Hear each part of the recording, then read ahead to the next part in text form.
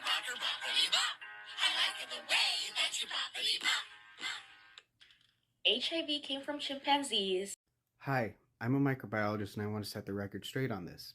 Neither HIV or herpes was transmitted to humans because they were bouncing off the booty cheeks of a chimpanzee. HIV specifically came from people who were hunting chimpanzees for food and came into contact with infected blood, because HIV is not just an STI, it is a blood-borne pathogen.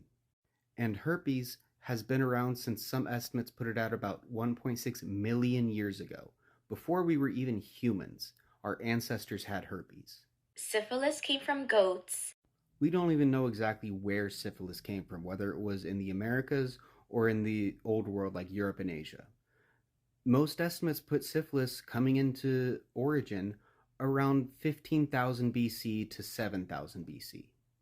People herd goats and livestock as a form of food and farming. When you're in close contact with animals, bacteria and diseases get passed between you and the goat both ways. HPV came from manatees. Chlamydia came from cats. Just like herpes, HPV has been with our species since before we existed.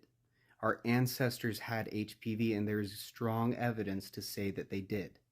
Besides, there are strains of HPV that we have found dating back 20,000 years ago in Japan and China. There are no manatees in Japan and China. And as for chlamydia, that has also been around since before we were humans. Its ancestor that it evolved from is placed at about 700 million years ago.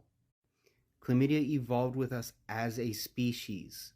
We have had chlamydia for longer than we've been humans.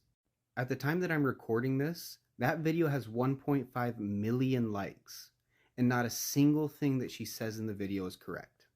Not only is nothing she said correct, but the way that she's going about saying that STIs originate from bestiality puts a very harsh stigma on people who have STIs. This can make them less likely to seek treatment and diagnosis, which can lead to serious life-altering things to happen, like infertility and even death.